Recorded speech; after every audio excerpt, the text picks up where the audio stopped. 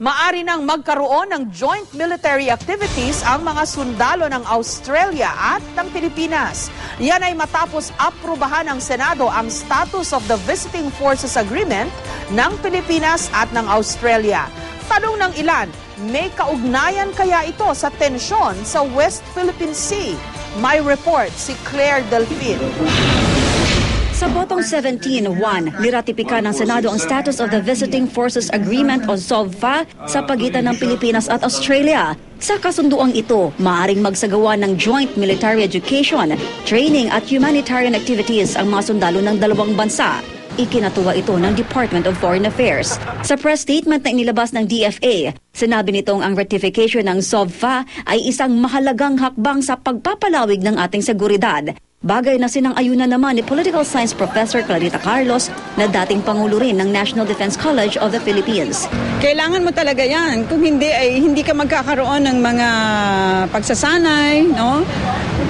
With Australia or any other country for that matter. Kasi ito parang magiging template siya no?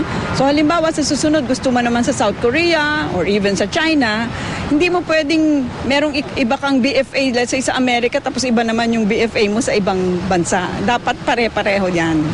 Nakapaloob din sa SOVFA na ang mga visiting soldier ay sasailalim sa jurisdiction ng host country kung sakaling may nalabag siyang batas ng host country. Ito raw ay upang di na maulit ang nangyari sa rape case noon ng Amerikanong sundalo na si Daniel Smith na iniligay sa kustodiya ng US Embassy at hindi sa kulungan. Hindi tayo magkakaroon halimbawa ng nangyari noon kay Smith, no?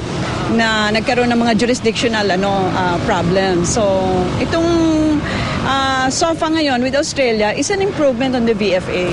1999 nang niratipikahan ng Senado ang Visiting Forces Agreement sa pagitan ng Pilipinas at Amerika na hanggang ngayon ay epektibo pa rin. Ito na ang pangalawang Visiting Forces Agreement na meron ngayon ang gobyerno ng Pilipinas. Kaya hindi tuloy maiwasan ng ilan na magtanong, may kinalaman nga ba ito sa pagpapalakas ng puwersa ng ating bansa sa gitna ng tensyon nito at ng bansang China?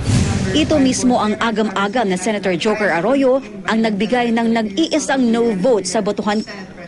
Pero dahil mula 2008 na ito nakasalang sa Senado, iba ang pananaw ni Professor Carlos at ng Palasyo. Ay, hindi siguro kasi ito parang ang tagal-tagal ng pinag-uusapan to. In fact, ang Australia na-approve na nila to 2007 pa lang. We are nowhere in the brink of armed conflict. We have continued to conduct a peaceful discussion with our Chinese counterparts. Claire Delfin, GMA News.